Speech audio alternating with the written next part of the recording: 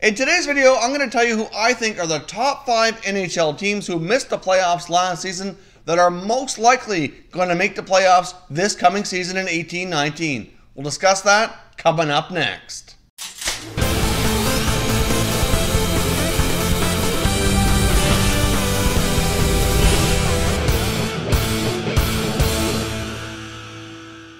Hey everyone, and welcome back to another video here at Top Shelf Hockey. If you're new to the channel, thanks for stopping by. We review and discuss all 31 NHL teams. So if you're a huge hockey fan, consider subscribing and clicking the bell so you don't miss anything.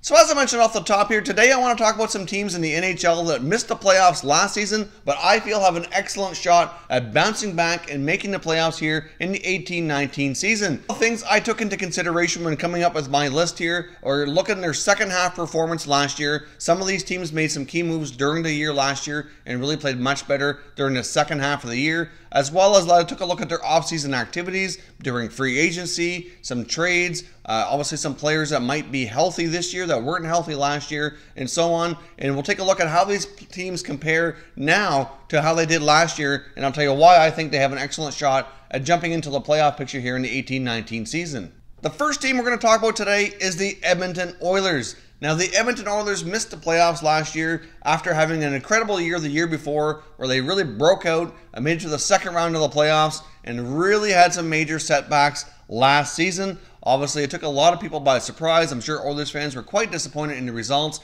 When you have players like Connor McDavid, who's arguably one of the best players in the league, best players in the world, and you have a great supporting cast that starts with Leon Draisaitl, it's hard to imagine how far out of the playoffs they actually put themselves last year.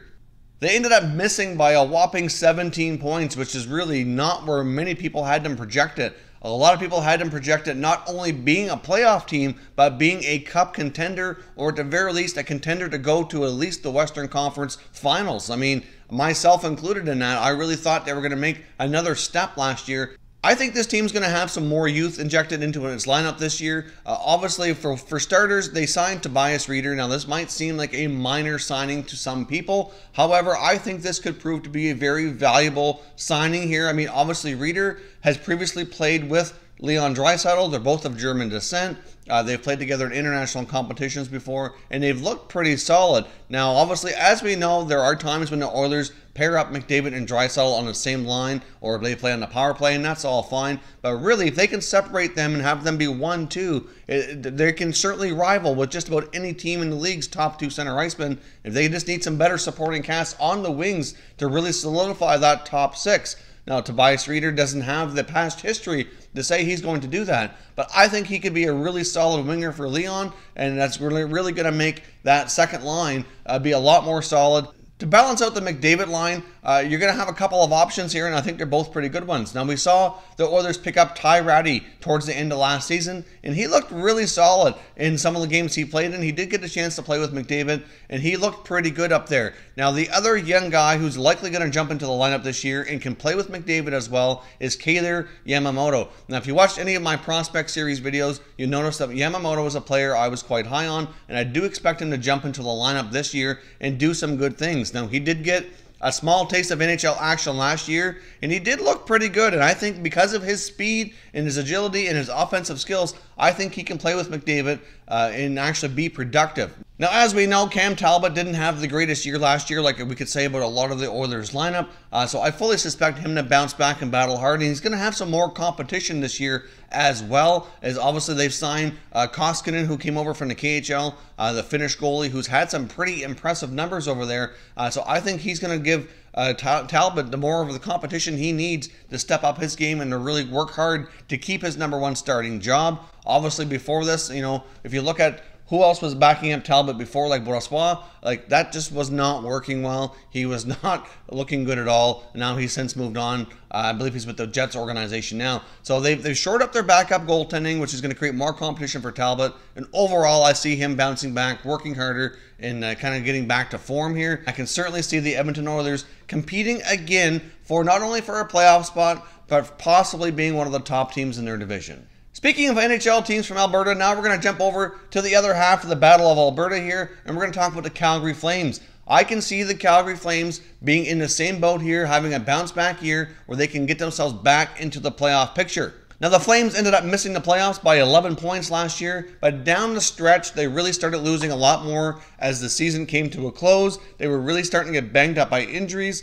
The Mike Smith injury was really a big blow to this team. Monahan was injured down the stretch. He was still trying to play through it a lot to try to get this team in the playoffs. But even if they would have made the playoffs, I think they were so banged up that they wouldn't have made it very far, to be completely honest. But this team has made some pretty significant changes since the season came to a close here at 17-18. Obviously, things got started right away where they dismissed head coach Glenn Gulutzan. They now have a new head coach, Bill Peters, who came over from Carolina. They got started here with a big trade with the Hurricanes at the draft, trading Dougie Hamilton and Michael Ferland over to Carolina in return for Noah Hanifin and Elias Lindholm. I really like that trade for the Calgary Flames. Personally, yes, short term, you might not get as much production out of Hanifin as you do Hamilton, unless he makes some big strides, but I do think Hanifin is capable of the same sort of production or better. Longer term here, so personally, I like the upgrade of Elias Lindholm over Michael Ferland. I mean, I think he has a ton of potential. A lot of it hasn't been realized yet. They give him a great contract, so therefore that tells me they're going to give him every opportunity to play in the top six. He may play with Gaudreau and Monahan. He may play more in the second line. But either way, I like the addition of Lindholm. You throw in the fact that they brought in the real deal, James Neal, and suddenly you got a couple of extra top six wingers that you didn't have before. During my season of videos that we did at the end of the year, saying what their off-season's plan were, I said the Calgary Flames need a couple of top six wingers. Well, they actually went out and did exactly that, and I think that top six looks much stronger now. Of course, they also brought in center Derek Ryan, who also, like I mentioned, was a member of the Carolina Hurricanes last year, but he had a fantastic year, and I think he's really going to help shore things up in the bottom six. You throw in some younger players who could crack this lineup and really help the Flames take it even further. I mean, especially now that they bought out Troy Brouwer, there's going to be more room in the forward group as well. So that might create an opportunity for a younger player like a Spencer Fu or a Dylan Dubé to really jump into the NHL and make an impact as well. So overall, I really like the Calgary Flames offseason here. They've done a lot of good things. I think they're going in the right direction. If some key guys like Monahan and Smith can stay healthy as well, that's going to be huge. So I do see the Calgary Flames having an excellent opportunity here to get back into the playoffs. Next up, let's jump over to the Eastern Conference here for a moment and talk about the Florida Panthers. Now, the Florida Panthers only missed the playoffs by a measly 1 point. It came right down to the wire, and unfortunately, they couldn't get it done. The Florida Panthers have had a pretty decent offseason here. They've added more scoring again to their lineup by bringing in Mike Hoffman, who went from Ottawa through San Jose to Florida. Obviously, only gave up some draft picks, so nothing off the roster. They obviously, at the end of last year, got youngster Henrik Borgstrom into a few games to get his feet wet as well. So they should have a full season of him. I mean, they do have some other excellent prospects as well that could potentially crack the lineup, but Borgstrom will be the main younger player that's injected into the lineup. They brought in Michael Hutchinson as a goaltender. Now, again, it might be a signing that a lot of people kind of dismiss and don't really pay much attention to, but Michael Hutchinson's a pretty solid goalie. He's been an American Hockey League All-Star. He was kind of stuck in the Jets organization where he wasn't getting a lot of opportunity, mainly due to the emergence of Connor Hellebuyck. He goes over to Florida, and I think he's a nice insurance policy. Obviously, Luongo and Reimer are a pretty decent goaltending duo. They are getting up there, especially Luongo in years. Now I think they have a more solid number 3 netminder should one of them go down with injuries, because unfortunately their goalies have been injured way too often here over the past couple years. So depending on health, they do have a little bit more insurance. I do like Hutchinson. I think he can step in and actually be a solid netminder if called upon. So with you throw all that in the mix, the fact they were so close last year, they got a little bit more youth coming in, throw in some more goals from Hoffman, some more insurance in that, and I really like the Florida Panthers' opportunity here to get back into the playoff picture. Now let's jump over to the Western Conference again, and we're going to now talk about the Dallas Stars. Now the Dallas Stars only missed the playoffs by 3 points last year, and as we kind of headed down the stretch, it kind of seemed like they were so close for a big chunk of the year, and then it just kind of fell off as the season came to an end. But a couple key things here happened for the Stars this offseason. It was relatively quiet, but the few minor things they did do, I think, are pretty solid. For starters, they have a better backup goaltender. Kari Lehtinen has left the organization. They now have Anton Khudobin backing up Ben Bishop. Khudobin has proven to be a pretty solid and serviceable backup goalie who they can feel a little bit more comfortable putting in the net to give Bishop his rest when he needs it. Obviously, they need Bishop to have a solid year as well, but Khudobin will provide that insurance in the backup role. Otherwise, there's a few minor additions here, but I think there's a few other things going on in Dallas that's going to help get them back over the hump as well. Obviously, you throw in a veteran signing like a Blake Como. They have a returning forward coming back from the KHL and Valerie Nichushkin. Obviously, those guys should hopefully help a little bit. Hopefully, Nichushkin can be a little bit more offensive this time around. Hopefully, be a 20 goal scorer. But a couple other big things here that I think are important is we should see the debut of Miro Heiskanen. Heiskanen should make this roster at a training camp, and we'll see how much of an impact he'll have. Now, obviously, as a rookie, I don't expect too much out of him, but he is expected to be a top pair defenseman here in the near future. So adding that youth and that extra mobile puck-moving guy in the back end should hopefully help, again, produce a little bit more offense for the Stars. And the other big factor here to me is you got Tyler Seguin, who's playing for a contract. Now, this could end up getting wrapped up before the season starts. They very well may come to terms on a contract extension, but that's not a guarantee at this point in time. So it is possible Tyler Seguin starts the year going into a pending UFA situation. As we know, we quite often see players playing for contracts have career years. Now, last year, Seguin had a career year in goals, hitting the 40-goal plateau. Now, his career high in points was not achieved last year, but he wasn't far off the mark. I believe his career high is 84. So I see Tyler Seguin really turning things up another notch because I do think he's capable of it. And he may not surpass the 40-goal mark, but I do see him passing his career high in points and really stepping up his game yet again. So you put all those things together in the small margin that the Stars missed the playoffs last year, and I think they stand an excellent chance to get back in the 18-19 season. Now, last but not least here, the fifth team I'm going to give you that I think stands an excellent chance to make the playoffs, who missed last year, is the St. Louis Blues. Now, like the Florida Panthers, they only missed by one measly point. It came down to the final game. They had to play against Colorado. It was win and you're in, lose and you're out, and unfortunately they came up short. So last but not least here, we want to talk about the St. Louis Blues. Now, the Blues only missed by one measly point, but they've had an incredibly active offseason, and I think that they've done enough here to get themselves back over the hump. So let's get started here with players that came in and out. Well, we've seen a lot of activity here with the Blues. As I mentioned, we had a big trade earlier this offseason where they acquired Ryan O'Reilly. In exchange, they have Tage Thompson, Patrick Berglund, and Vladimir Sopotka all moving off the roster. But they also made a number of free agent signings as well, bringing in players like Tyler Bozak, David Perron, and Patrick Maroon.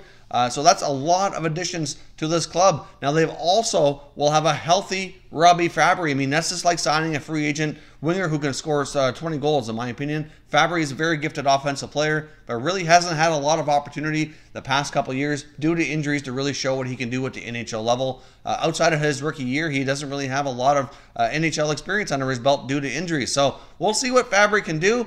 Hopefully the injuries haven't taken too much of a toll on. You throw in the fact that they have some incredible youngsters who could jump into this lineup as well if they can make a spot for themselves, like Jordan Kyrou and Robert Thomas. We'll see what they can do here. They may not make the full-time NHL roster this year, but they certainly will battle hard in training camp and certainly push those veteran guys for jobs. That's for sure. They're certainly capable of making the NHL here short term at the very least. But you throw that youth in with that experience, and I really like what they've done here. Now, the one question mark for me in St. Louis, in order for them to get over the hump and get back in the playoffs, is going to be in the net.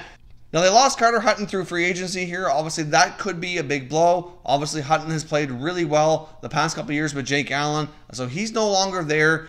So now the St. Louis Blues have Jake Allen and Chad Johnson. Chad Johnson has proven to be an okay backup throughout his career in the NHL. He's bounced around quite a bit. But the real key here is for Jake Allen to have a real bounce back, solid, consistent season. That's the key word. Jake Allen has proven that he can be a great goaltender in the NHL, but he's having a difficult time the past couple years with his consistency. I really think this is going to be the year that Jake Allen's going to step up and prove to everybody that he can be a solid #1 goalie in the NHL, and that's really what this team needs, along with all the other additions they've made here.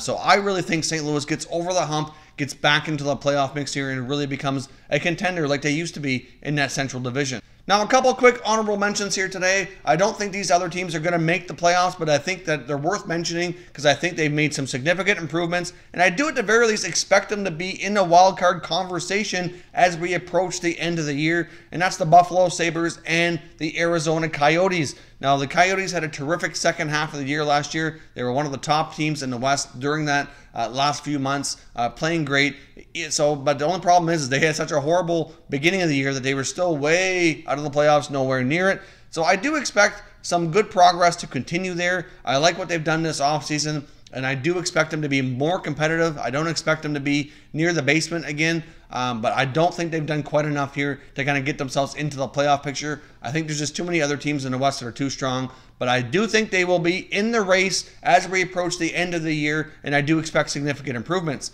Now, same with the Buffalo Sabres. Now, the Buffalo Sabres could be the one team here that proves me wrong, but at the same time, I've said that for the last couple of years, and they keep proving me right that really they're not as good as they appear to be. But at the same time, though, the players they've added this year appear to be more of the real deal. So obviously adding Rasmus Dahlin at the draft is huge for the Sabres. They just made the big trade for Jeff Skinner. So obviously they got a nice little haul of players from the Blues during that Ryan O'Reilly trade. The Buffalo Sabres also added Carter Hutton, came over from St. Louis as well via free agency. So we'll see if Hutton can handle the #1 job on his own in a starting role, play more games, and keep up the strong play that he's done. There's a lot of question marks with the Sabres, but I do like what they've done. I do expect significant improvements. I do expect them to be in the conversation. I'm just not sure that they're going to get all the way there in 1 year.